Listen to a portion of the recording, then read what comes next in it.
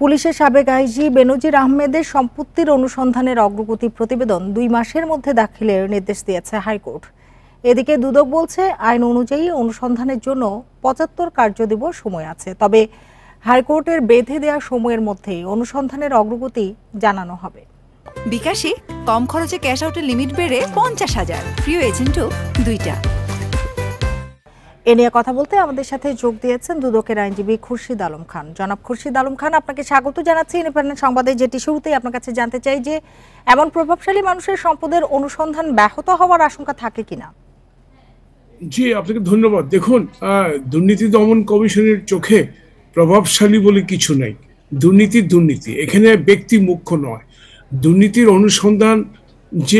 অনুসন্ধানের জন্য যে কমিটি গঠন করা হয়েছে সেটা উইদাউট ফিয়ার এন্ড ফেভার, সেটা দুর্নীতি অনুসন্ধান হবে, হাইকোর্টের নির্দেশ মেনে চলা হবে। কাজে অবশ্যই এখানে কে প্রভাবশালী না, এটা দুদকের কাছে মুখ্য বিষয় না। বিদেশের সম্পদ থাকলে তার খোঁজও কি বের করা সম্ভব? দেখুন, দুর্নীতি দমন কমিশন যে সিদ্ধান্তটি নিয়েছে সেটা আমরা আজকে আদালতে দাখিল করেছি। সেখানে পরিষ্কার করে বলা হয়েছে জনাব বেনজির আহমেদ, তার স্ত্রী, তার 2 কন্যা সন্তান, তাদের বিরুদ্ধে দুর্নীতি দমন কমিশন আইন বিধিমালা, মানি লন্ডারিং আইন বিধিমালা অনুযায়ী যা যা করার করণীয় সবকিছু খতিয়ে দেখবে। জি, সম্পদের অনুসন্ধান করতে গিয়ে বেনজির আহমেদের সঙ্গে কথা বলতে হবে কিনা?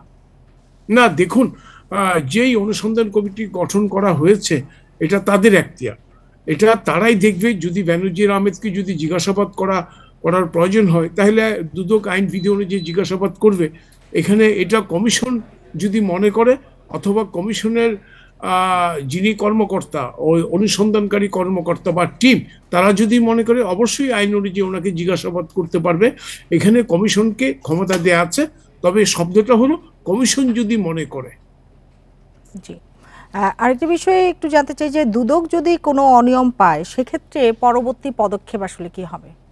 না, দেখুন, এখানে অনিয়মের বিষয় না, এখানে হলো জ্ঞাত আয় বহির্ভূত সম্পদ আর মানি লন্ডারিং।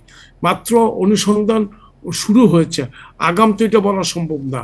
অনুসন্ধানকারী দল ডেটা কালেকশন করবে, বিভিন্ন জায়গা থেকে তথ্য আহরণ করবে, বিভিন্ন ব্যক্তিকে জিজ্ঞাসাবাদ করবে, তারপরে রেকর্ড নথি দেখবে, সবকিছু মিলিয়ে তারা একটা সিদ্ধান্ত উপনীত হবে।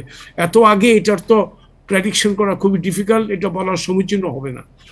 আর সেক্ষেত্রে কি পুরো পরিবারেরই সম্পত্তির হিসাব নেওয়া হবে নাকি শুধু বেনজির আহমেদের সম্পত্তির হিসাব নেওয়া হবে? না, দেখুন, এটা একমাত্র অনুসন্ধানকারী দল যাদেরকে গঠন করা হয়েছে তাদের এখতিয়ারের বিষয়। আপনাকে বলে রাখি, অনুসন্ধানকারী দল বা ব্যক্তির উপর, তদন্তকারী দল বা ব্যক্তির উপর কমিশনও কখনো খবরদারি করে না। এটা একান্তই অনুসন্ধানকারী কর্মকর্তা বা টিম, তাদের নিজস্ব আইনি এখতিয়ার।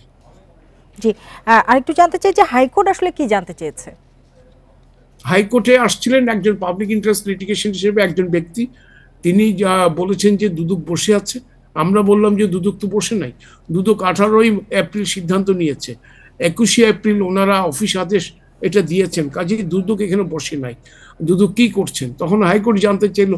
হাইকোর্টের কাছে আমরা 2টো কপি দিলাম, 2 বিচারপতি মহোদয়ের কাছে, ওনারা শুনলেন, দেখলেন, তারপর ওনারা 2 মাস একটি সময় বেঁধে দিয়ে বললেন যে আপনাদের অগ্রগতি কি হলো না হলো এই অনুসন্ধানের, সেটা 2 মাস পরে আমাদেরকে লিখিত আকারে এফিডেভিট করে কমপ্লায়েন্স করে জানাবে।